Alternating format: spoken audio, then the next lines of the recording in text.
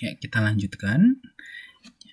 Ini adalah tipe strategi yang terakhir dari jenis strategi grand ya, dari jenis strategi grand.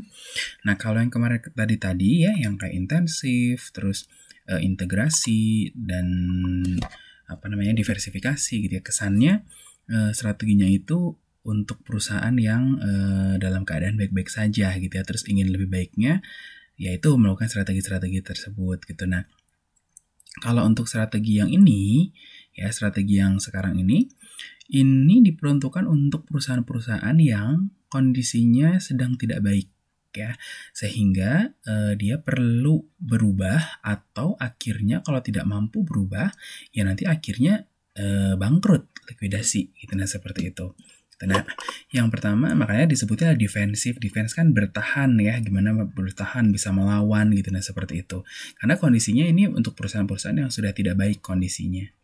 Nah, yang pertama adalah retrenchment. Retrenchment itu kalau di bukunya terjemahannya adalah berbenah diri. Nah, kenapa mesti berbenah diri? Karena kondisi perusahaan sudah tidak baik gitu ya.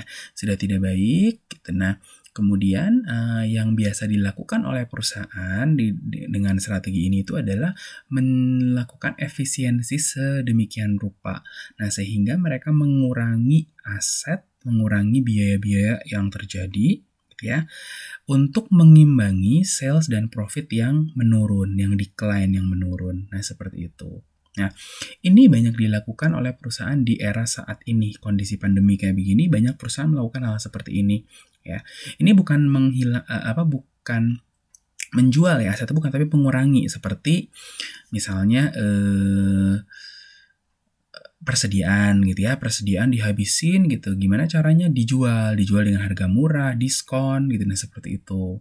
Nah, kalau cost-nya dikurangi dengan misalnya mengurangi jam kerja, jadi karyawannya kerjanya itu seminggu cuma 3 hari. Nah, artinya kalau seminggu 3 hari kan berarti sebulan itu seminggu 3 hari berarti kan 3 kali 4 ya, 12. Nah, berarti kan 12 per 25 dikali gajinya dia, pendapatannya dia selama sebulan itu. Jadi untuk mengurangi biaya itu, karena penjualannya menurun, yaitu yang terjadi saat ini banyak di perusahaan ya, penjualan dan profit penjualan banyak, perusahaan banyak menurun ya di kondisi sekarang di pandemi. Nah, seperti itu. Banyak usaha tutup ya, kalau lihat di jalan tuh restoran gitu tutup gitu, nah seperti itu gitu ya. Bahkan hotel besar ya di Jogja itu, hotel saudara saya tuh kerja di sana, Hotel Ambarukmo itu tutup, Ambarukmo seperti itu. Ya ini ya, jadi katanya awalnya sudah dikurangin cost biasa, tapi nggak menutup gitu, nggak nutup seperti itu.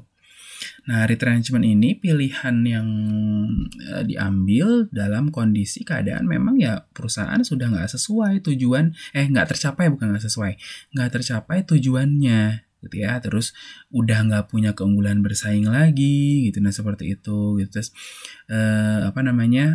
bahkan di antara teman-temannya itu perusahaan ini tuh merupakan perusahaan yang lemah ya, yang lebih lemah dari yang lainnya. Nah, seperti itu ya. Nah, ini kondisinya perusahaan harus berbenah diri biasanya dengan mengurangi biaya dan seperti itu. Di samping itu, ketika mengurangi biaya ya kita kira-kira perusahaan tuh bisa apa lagi gitu ya, bisa melakukan apa di sana, yang misalnya kayak tetap yang misalnya penetrasi pasar. Biasanya sih mereka tetap penetrasi pasar, biasanya mengoptimalkan pasar yang ada dimiliki saat ini. Nah, memang kalau pariwisata hotel kan sekarang lagi tiarap banget ya, ya gimana mau bertahan gitu, nah seperti itu. Nah, berikutnya adalah divestasi. Kalau divestasi artinya perusahaan aset ini divisinya itu dijual, atau bagian dari sebuah organisasi itu dijual. Ya, karena biasanya kenapa mesti dijual? Karena emang kondisinya sudah tidak menguntungkan gitu ya. Divisinya itu sudah nggak menguntungkan, nggak bagus performanya gitu. Nah, seperti itu. Sehingga udah nggak sesuai nih sama tujuan perusahaan. Karena seperti itu ya. Nah, perusahaan yang pernah melakukan seperti ini itu adalah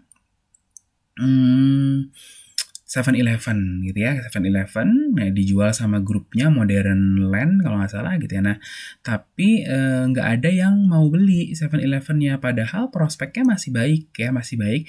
Dan 7-Eleven itu hanya ketidakmampuannya untuk mengelola kondisi internal ya, karena dia kan 24 jam tuh gitu. Nah, tapi pas dijual ada yang udah mau beli gitu ya, tapi harganya nggak cocok gitu ya, harganya nggak cocok. Nah, ketika nggak cocok ya terus nyari lagi pembeli lagi yang lain, nggak cocok lagi gitu ya. Akhirnya ya karena nggak ketemu jalan keluar, divestasi dijual nggak ada yang mau. Nah, kenapa dia mesti dijual? Karena perusahaannya butuh cash yang besar untuk melakukan retrenchment. Nah, seperti itu ya. Jadi harus ada yang dijual. Nah, ternyata nggak ada yang mau beli perusahaan divisinya itu, ya mau nggak mau ya dilikuidasi akhirnya si divisi itu. Akhirnya 7-Eleven pun bangkrut, dilikuidasi, dijual asetnya semua dijual, dalam arti bukan ini ya, bukan dijual ke perusahaan untuk dibeli seperti tadi di divestasi, tapi ya udah ditutup gitu ya aset-asetnya, artinya mesinnya itu dijual, tempatnya kalau memang dia punya ya dijual, rukonya kalau dia di ruko gitu ya, kalau emang itu punyanya gitu. Nah, seperti itu. Siapa yang masih punya jatah untuk dibagi hasil, dibagiin hasilnya gitu. Nah, seperti itu. Kalau masih bisa bagi hasil ya, karena dia rugi terus sih udah berapa tahun kalau nggak salah. Nah, seperti itu. Ya, itu likuidasi ya sebagai strategi terakhir di kelompok defensive strategi. Nah, kita sudah menyelesaikan strategi grand gitu ya. Nah, sekarang kita masuk ke strategi generik. Di strategi generik ini intinya cuma 3 sebetulnya. Cost leadership, differentiation, sama fokus gitu ya. Nah, ya ini seperti ini ya. Nah, nanti cost leadership itu ada 2 jenis, differentiation nggak ada, cuma 1, fokus ada 2 jenis. Nah, lebih enak melihatnya yang melalui tabel ini. Ya, karena di sini fokus dari strategi generik ini adalah pilihannya kenapa memilih misalnya cost leadership yang 1, cost leadership yang 2, atau memilih salah satu dari 5 jenis strategi ini, itu adalah dari pangsa pasar yang mau diraih oleh perusahaan, yang mau disasar sama perusahaan itu pasar yang mana gitu. Nah, untuk yang pertama itu adalah cost leadership. Cost leadership itu harganya murah. Nah, kalau mau harga murah, ya dia menyasar pangsa pasar yang besar di sini, ya, mencari pasar besar. Nah, kalau differentiation itu bicara mengenai positioning, jadi perusahaan itu mau memposisikan dirinya itu sebagai perusahaan yang berbeda dari yang lainnya. Nah, pangsa pasar yang dipilihnya bisa besar, bisa kecil, terserah yang mau milih siapa. Seperti itu. Jadi dia nggak peduli yang belinya itu siapa, tapi pokoknya posisi saya itu seperti ini. Jadi agak-agak RBV ya, gitu. Nah, seperti itu. Nah, kalau fokus, dia sudah memilih pangsa pasar yang sempit. Artinya orang-orang tertentu aja yang dia mau sasar, gitu. Nah, seperti itu. Ya. Nah, nanti kita akan masuk satu demi satu. Kenapa kok dia ada yang milih ini, ada yang milih ini, ada yang milih ini? Itu dasarnya apa? Terus mereka tuh apa sebetulnya ini ya? Harga rendah. Kenapa di harga rendah ini ada yang low cost dan ada best value. Begitu juga di fokus, kenapa ada low cost dan kenapa ada best value. Nah, itu yang kita akan masuk di video selanjutnya.